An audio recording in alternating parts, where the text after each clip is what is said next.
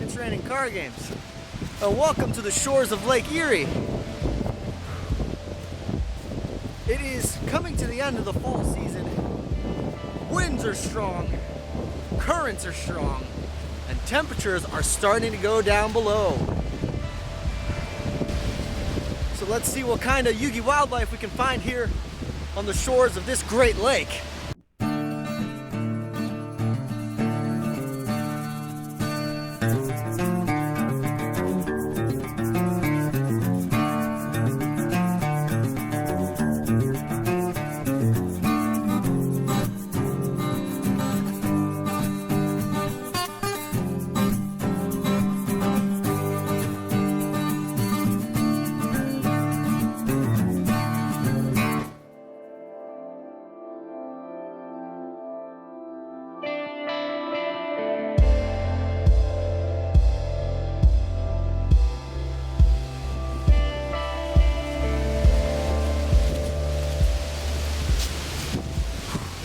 So here on the shores of Lake Erie, it is both plentiful and tough, because while you have the lake and all the bountiful resources that it provides, you have to deal with harsh conditions all the time, and there's always competition out there in this meta scene.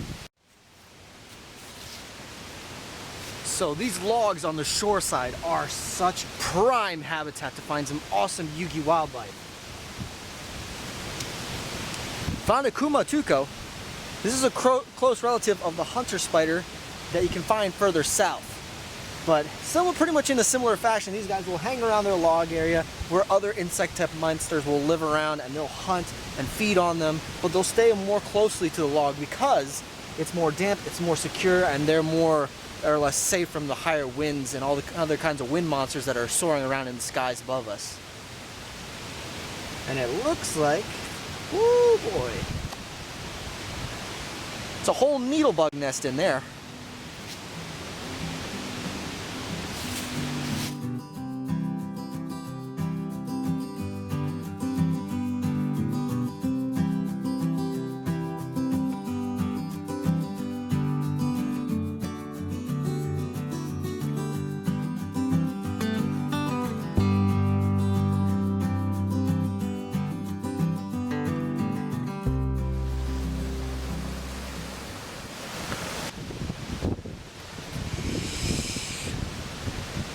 I can see a fencing fire ferret over in the woodpile by the lakeside, and we got to be extremely cautious because although these guys are very shy, they are very tenacious. So when they feel threatened, they will put up a massive amount of fight, even though they're quite small. And you got to be careful of that because they can do quite a bit of damage before they go down. So we're going to keep our distance, keep on moving up the lakeside.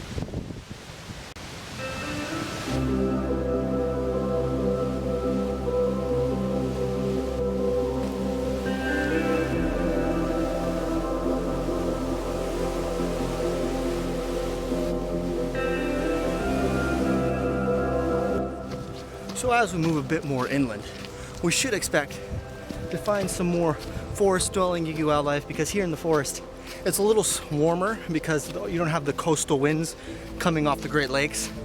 So hopefully, we'll be able to find some more seasonal variety of Yugioh wildlife, or maybe even something bigger. Let's keep moving on up.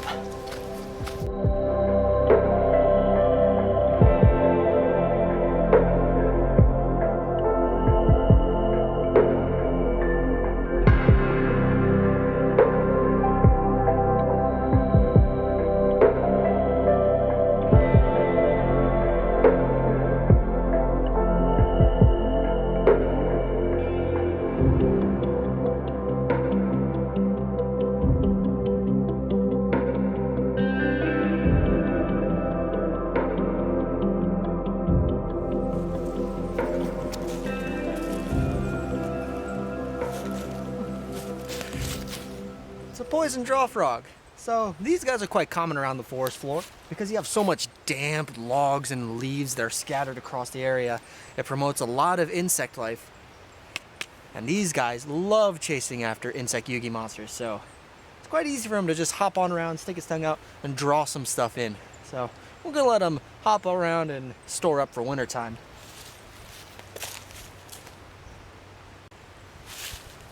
Let's keep moving on.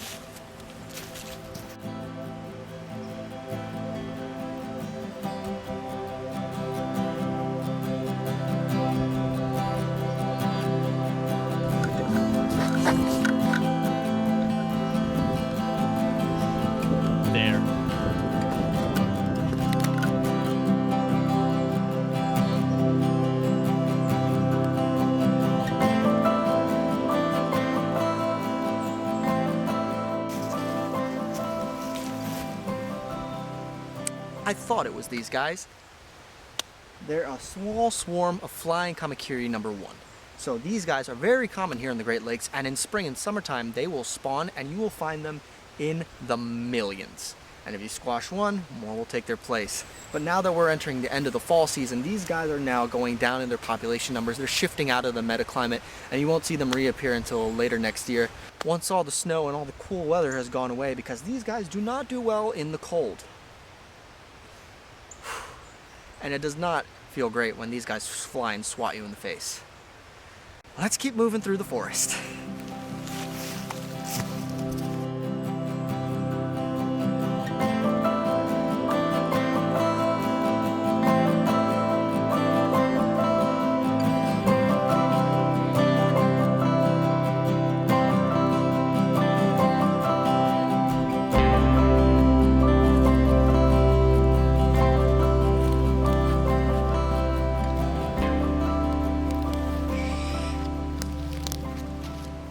We're downwind, which is pretty good, so that way she won't be able to smell or hear us as easily.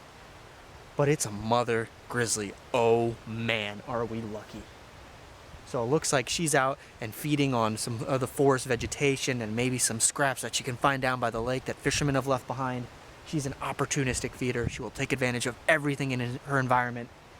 And she is big. She's fattened up and ready for winter, because then she'll go in and hibernate, and then we'll see her emerge in the spring metacine.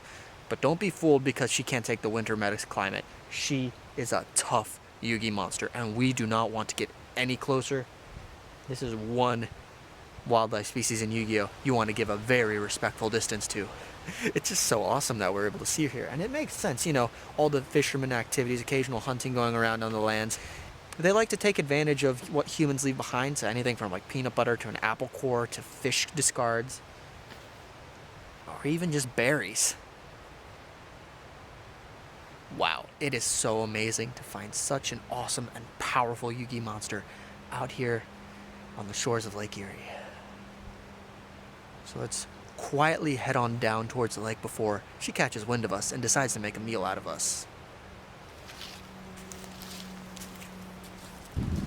So as we work our way back to the shoreline of the Great Lake Erie, I'm not going to let you guys out here without some real-life Yugioh wilderness knowledge, and we are going to be talking a bit about Lake Erie itself today. Now, this lake is very important to the surrounding areas. It provides so much habitat. It creates microclimates because it's so large and navigable. Shoreline breezes and currents can generate weather patterns like creating early snow when you get your first cold winds blowing in. So it has a huge impact on the environment around it and provides a vast amount of habitat for so many different wildlife species. And because it's so vast, it provides so much opportunity just because there are so many resources to exploit. We were talking a lot about how you have to be tough, but you can also be opportunistic here on the shores of Lake Erie, because if you look around, there is so much foliage, there's so much air. This is why this region is also very good for agriculture, but that also in the problem lies where some of the threats come from. So one of the biggest threats to Lake Erie is pollution in the forms of runoff that comes from agricultural lands, as well as a lot of power facilities that line the lake. So for example, one of the bigger issues that you're looking around Lake Erie is a lot of algae blooms. You're looking at cyanobacteria and different kinds of red algae. These blooms are promoted by inputs of phosphorus and nitrogen that come from agricultural runoff.